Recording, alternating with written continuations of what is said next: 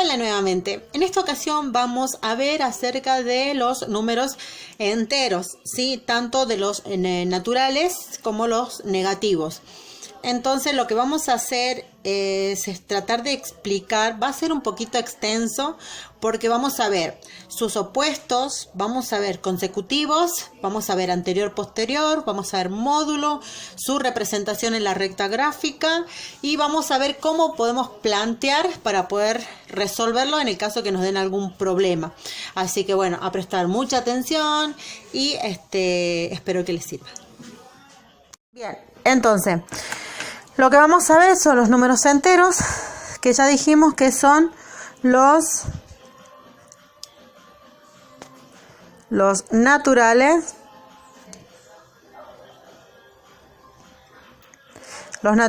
negativos, y por el otro lado tenemos los naturales positivos.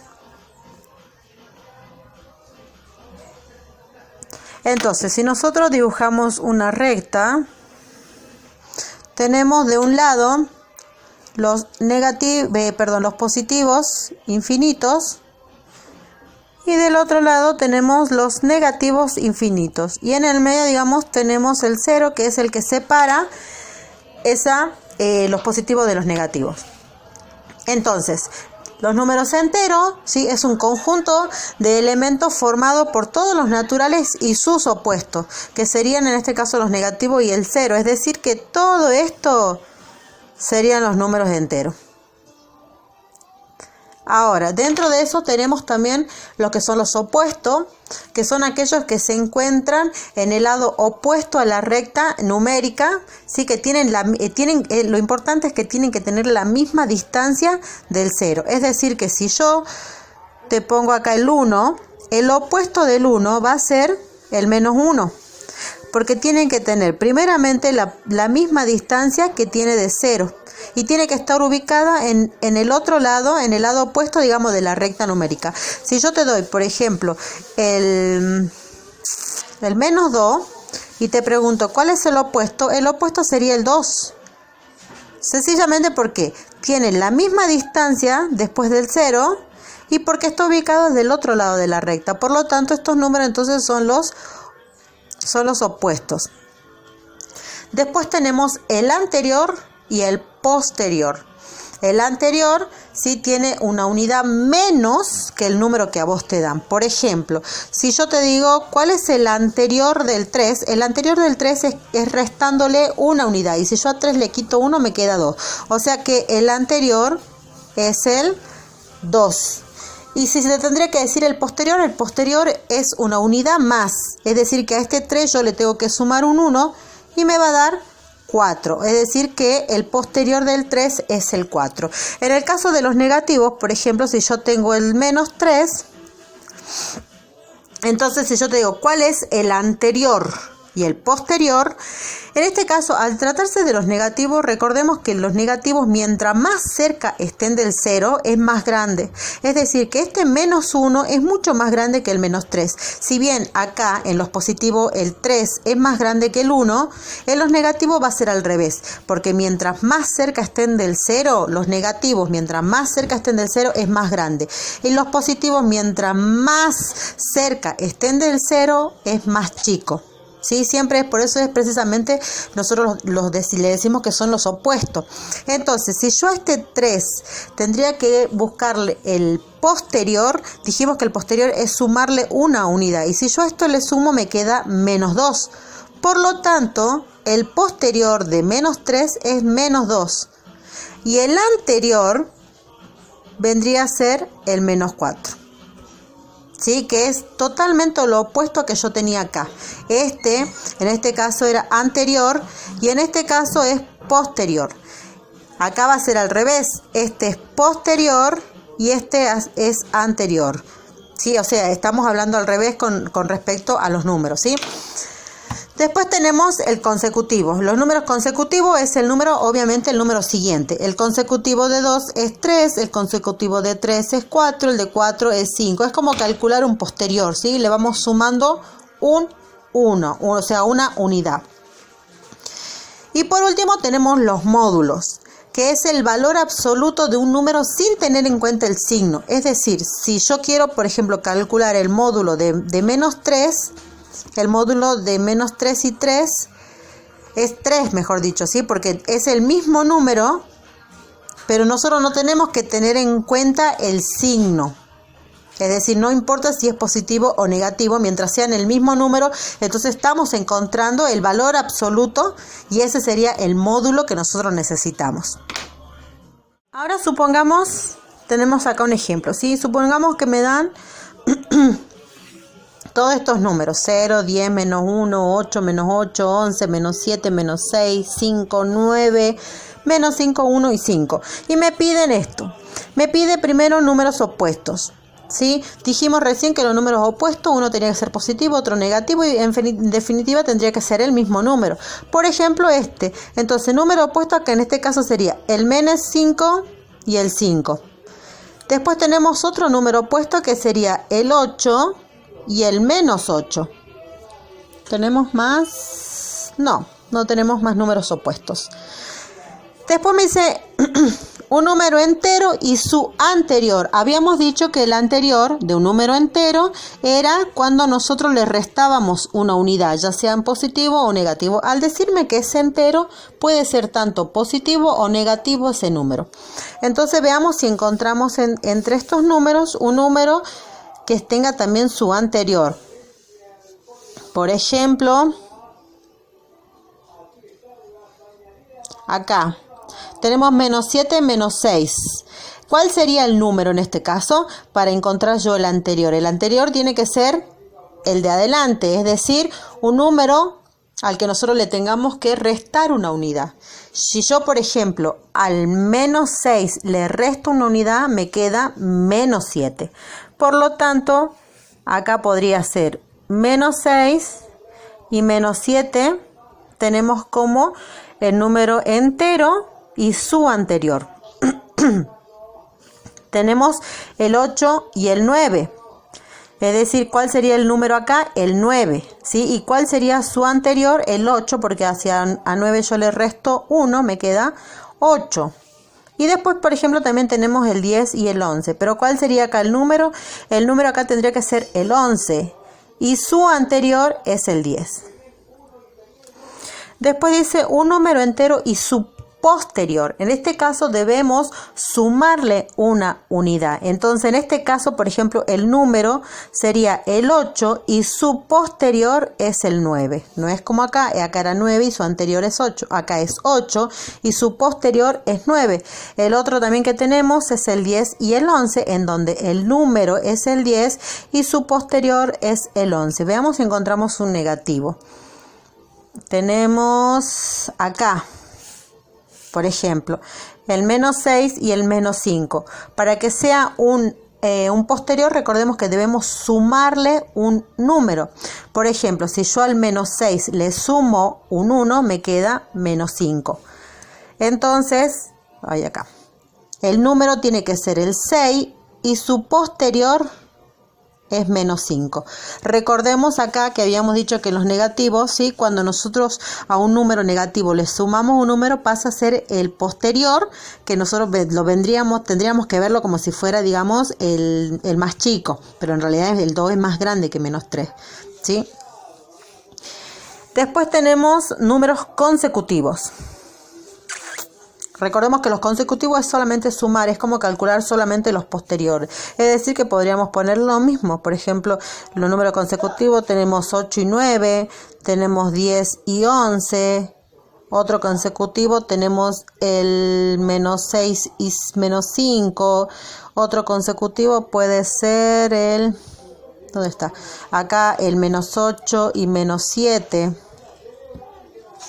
Y después dice números que tengan igual módulo. Habíamos dicho que para calcular números de igual módulo tienen que ser el mismo número, pero sin importar el signo. Por ejemplo, 5 y 5.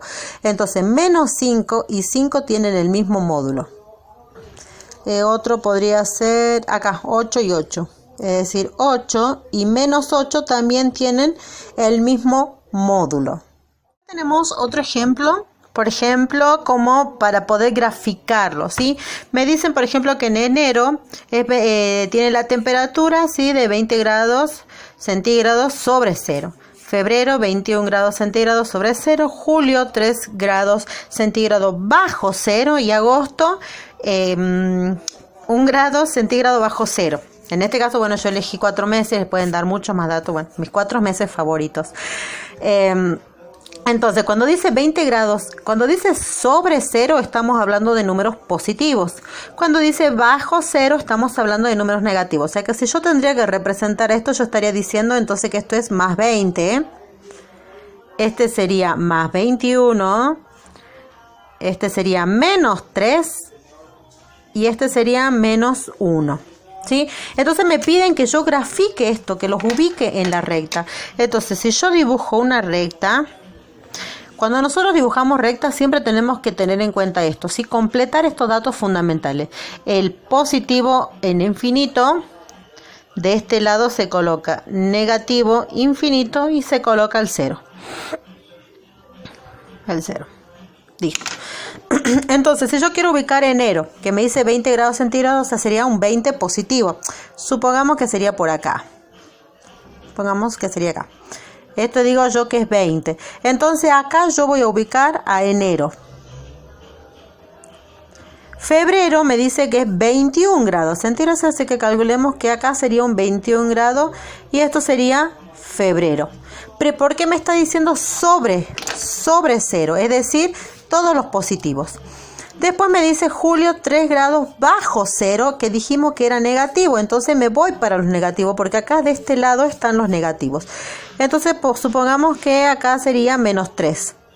Entonces acá yo ubicaría a julio. Y ahora agosto me dice menos 1. O sea que estaría, por ejemplo, acá. Menos 1. Y esto sería agosto. En este caso yo hice las ubicaciones, obviamente... tratando como una aproximación, ¿sí? Porque si yo tendría que ubicar 1, 2, 3, 4, 5, obviamente que cada 1 centímetro yo voy a ir colocando un número. Pero en este caso, como me dieron números muy grandes, 20, 21, no me voy a hacer 20, digamos, linitas.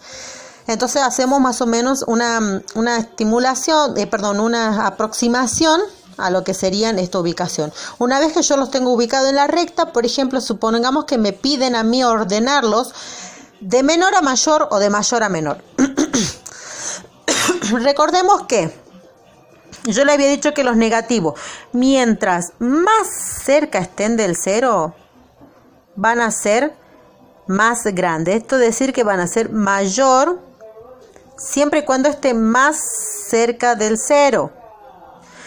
En el caso de los positivos, mientras más lejos estén del 0, van a ser mayor.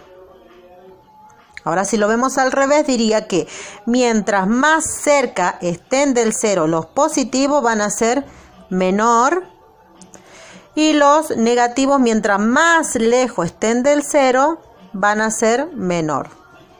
Eso lo tenemos que tener bien en claro para poder ordenar. Porque si a mí me dice, bueno, ordenemos esto de mayor a menor, acá el más grande sería, obviamente todos los positivos siempre son más grandes que los negativos. Eso no hay discusión que darle, ¿sí? El positivo siempre es más grande que el negativo. Si yo tengo un 1 positivo y tengo 1.000.000 negativo, ese 1 es más grande que ese 1.000.000 negativo, ¿sí?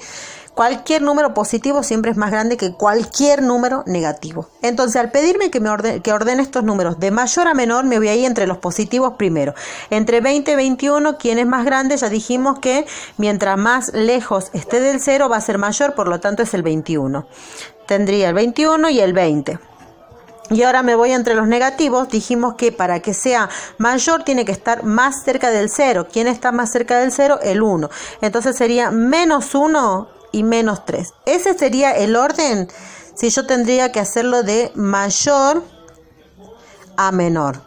Ahora lo hagamos al revés. Si yo tengo que hacer de menor a mayor, dijimos que los negativos siempre son los más chicos. Entonces, para que sea menor, fijémonos acá, dice que tiene que estar más lejos del 0. El más lejos del 0 en este caso es el menos 3. Entonces sería menos 3, menos 1.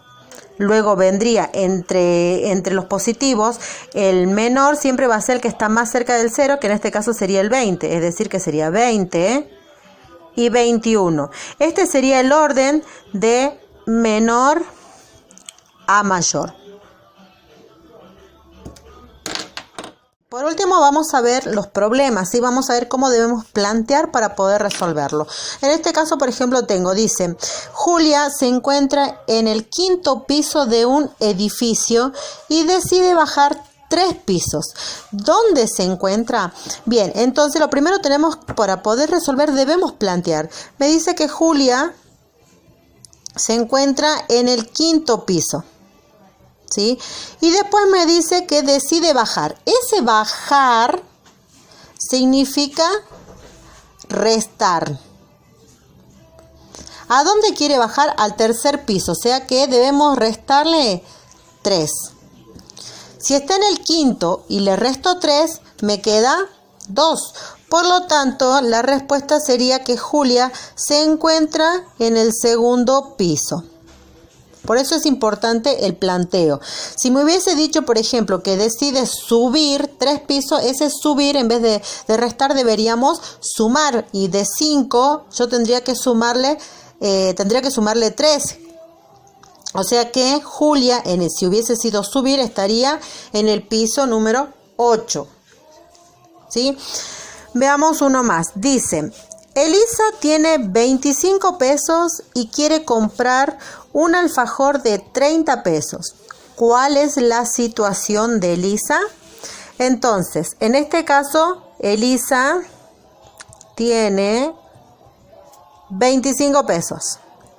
Pero el alfajor, ¿cuánto sale?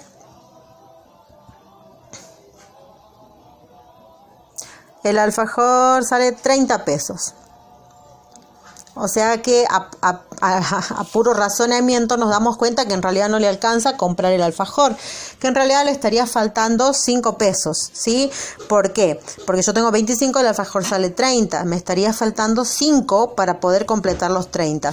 Entonces, ¿cuál es la situación de Elisa? En este caso la respuesta sería que a Elisa sí le falta 5 pesos. ¿Cómo yo detecto esto? ¿Sí? Porque hago una resta entre 25 y 30 y me quedaría, digamos, faltando los 5 pesos. ¿Sí? Entonces, por ejemplo, si me dicen que la temperatura, por ejemplo, en algún momento es de 12, ponele de 12 grados centígrados, no sé, por ejemplo, a las 4 de la tarde, y resulta que a las 6 de la tarde me dice que subió a 12 grados centígrados. O sea, subió. Dijimos que subir significa sumar. Por lo tanto, 12 más 12 sería 24. Entonces, ¿cuál sería acá la respuesta? Si, por ejemplo, me preguntarían a qué temperatura estamos en este momento. Si estábamos a las 4 de la tarde, era 12 grados a las 6. Estamos a las 6 de la tarde con 12 grados más. ¿Sí? Entonces deberíamos sumar y la respuesta sería que estamos a 24 grados centígrados.